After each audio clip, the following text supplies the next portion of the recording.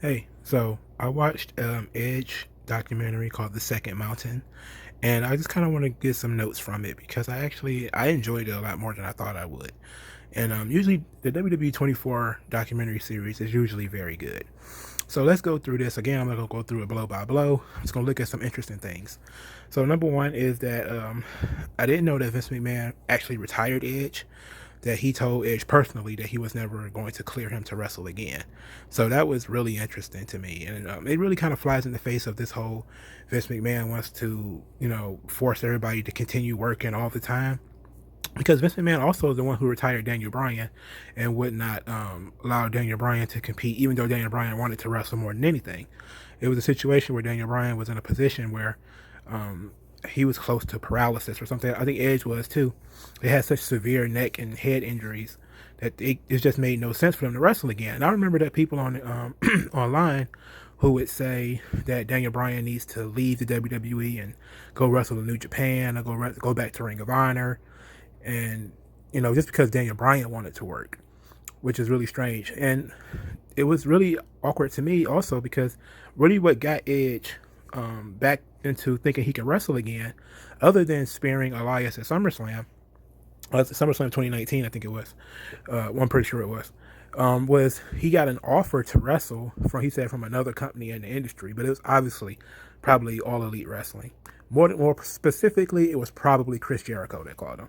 So it was he got a call from All Elite asking him if he wanted to wrestle, and he said that he wanted to talk to Vince first, out of respect, because Vince is the one who broke him into business and really helped him out and gave him his opportunity. He wanted to be respectful, and that's really where they got the idea of going back to work, and him having had put in the effort of going back, training his neck and getting the second surgery and all this type of stuff.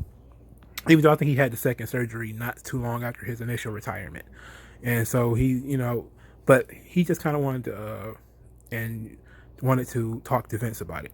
So then Beth Phoenix, his wife, obviously said, she wanted him to have a battery of tests, and she was looking forward to the doctors telling him he would never be cleared, even though he hadn't had any neck injuries and that sort of thing. She was kind of looking forward to doctors shutting it down, and it didn't happen.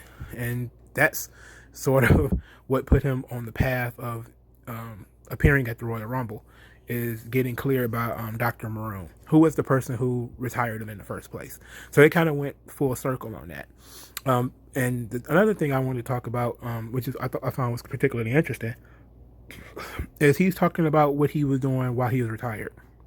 And basically, it's something that I think that people really should understand, is that he went out and he picked up a second skill, which was acting. He went really into acting. He started doing movies, not really like, he wasn't like he didn't become The Rock or anything like that. And I think sometimes people think that's what you need to be in order to call yourself a movie star. But Rock, Edge did a couple of movies. He did a couple of TV shows, but most importantly, he said he started doing his own stunts. And when he said he started doing his own stunts, which was after his second surgery, but before he was medically cleared to wrestle, he said, like, he began to ask himself a question about if he can do his own stunts, he could work a match.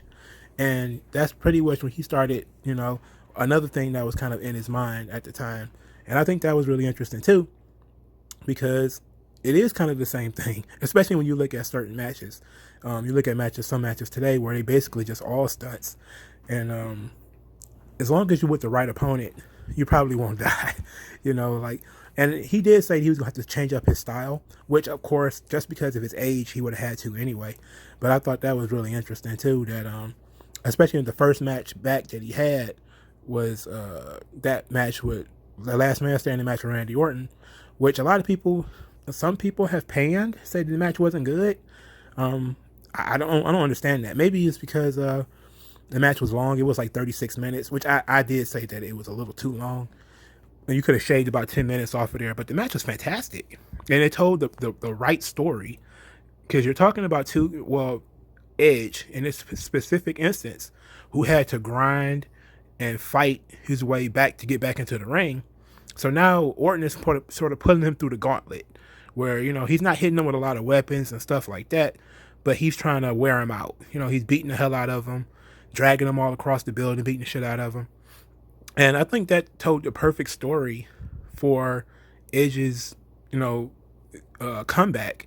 I thought that was a perfect story, but some people, I guess, Almighty Dave Meltzer and all those guys thought that it was the worst match of the weekend, and that certainly wasn't the case. Not on the same weekend as Elias and Baron Corbin. It certainly wasn't the worst match of the weekend, but you can't, whatever.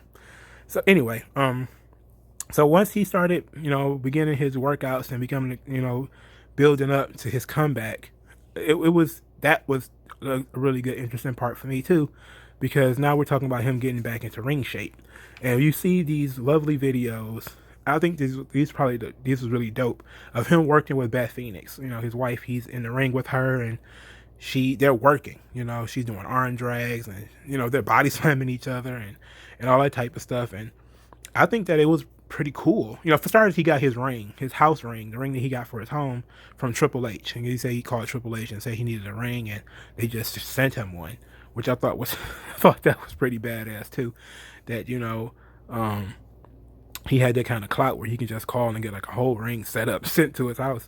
But that was pretty dope. And I also thought it was pretty cool that Beth Phoenix, acknowledged that she was a very different kind of opponent, and that she can't do what he would be going against, as far as men are concerned. And I think that's something that's really interesting, because it's real self-aware. She knew she can't really put him, she couldn't harm, she wouldn't, started, she's married to him, so she wasn't going to hurt him or harm him anyway. But she knew she couldn't, be trusted to body slam him repeatedly over and over again and that type of stuff.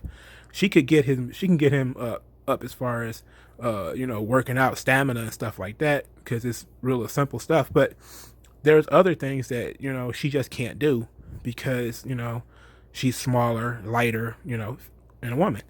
So they called in Dash Wilder of the Revival, and they told this really cool story of Edge is being the one who hooked Dash Wilder up with the job. Basically, Dash Wilder was working in the gym, and Edge went to that same gym, and Dash Wilder never told him that he was a pro wrestler, because Dash Wilder was a wrestler at the time, and he never approached Edge with a desire to work for WWE, except for they just became friends. And then Dash Wilder, that's when Edge found out that Dash Wilder was a wrestler, and then Edge put in a good word for him. And I think 2011, the Edge Appreciation Night, and Dash Wilder ended up getting the job, and he brought Dash Wilder into his home gym or his home ring or whatever, and they did the workout, and I thought that was pretty cool too. And I thought that was real fun stuff, because I didn't know that he had that kind of relationship with somebody else on the roster that wasn't Christian. So it's easy, like, he married Beth Phoenix and Christian is his buddy. But it's really interesting. I also didn't know that Edge was an artist. I thought that makes sense. I always seen Edge as sort of the artistic type, but I didn't know that he was actually an artist, and he drew his own comic book, which I think was really cool. He also designed his own tights, his own gear. Even before he came to WWE, he had his own. He used to draw and design his own gear, which I think was really cool. There was a lot of stuff about his mom too. His mom played a big part of this story, but I don't want to touch on it a lot. But his mom's death in, I think, 2018 really kind of put him on the path of recovering memories of when he was wrestling, because he had stepped away when he was forcefully retired. He kind of just walked away and started doing other things. He claimed he didn't even watch wrestling at the time until he started doing until Beth Phoenix got the NXT job, and then he had to do the stuff for the network, the podcast and the TV show and stuff like that. So, but that's not out of the ordinary either. A lot of wrestlers, when they say they retire, especially when they forcefully retired, they don't bother to go back because they get the itch, So I can understand that. So we also got a lot of little tidbits that led to his comeback. For instance, after he did a segment with Sheamus, a workout segment with Sheamus for Sheamus's YouTube channel, and they were riding bikes in the mountains, and Edge fell over, and when he fell, he scarred himself up pretty bad, but he jumped right back up, and Sheamus was kind of worried, like, are you okay? Like, he wiped out, but Edge was fine. And he said like that was another one of the times where he thought to himself that if he could fall on a bike on a road, and get scarred up and stuff like that, he could work a match. But I think he was just looking for reasons to go to work a match. But you know, I found that to be pretty interesting too. And then Sheamus is one of those dudes, man. He just seems to work everybody to death. I've seen those Sheamus workout videos, and they are monstrous. I mean, that dude he is something else, man. He is a piece of work. Okay, so then they also spent a lot of time talking about the Royal Rumble. The reaction of the guys who didn't know he was going to be there, I thought was pretty cool, like Aleister Black and Kevin Owens and all those guys who didn't know he was coming. The reaction of the audience, they had collected all of these audience videos of the various people who were in the industry, not in the industry, but in the building, and people who had sent in videos and stuff like that. They played those, and he was talking about how good that felt, and he was worried about the first bump he was going to take. And I think that he said the first bump he took was the deep six from Baron Corbin. And I think that that's really dope for starters, because it says a lot about Baron Corbin, that they kind of trusted him with Edge, that spin Edge around in a circle and drop him, and that being his first real bump since returning. I think that says a lot about how they think about Baron Corbin. That's really cool. So it was really a dope documentary. It was about an hour and a half. It was a lot of stuff in there about Edge mentoring various guys in NXT. Him talking about to Tommaso Ciampa when Tommaso Ciampa went through his neck thing.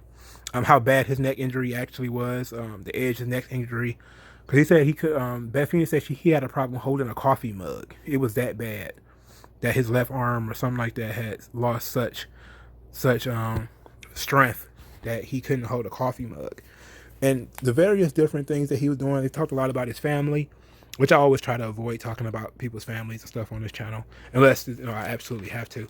But it was really interesting.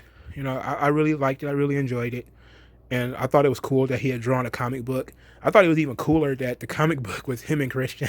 So, I mean, like it was really dope, and it was a really fun thing. And I was never an Edge fan. I was never that big of a fan when he was active on the roster. I liked his matches, obviously. I liked some of his stuff. I liked some of his promos. He had some pretty cool moments, but I was never like an Edge guy.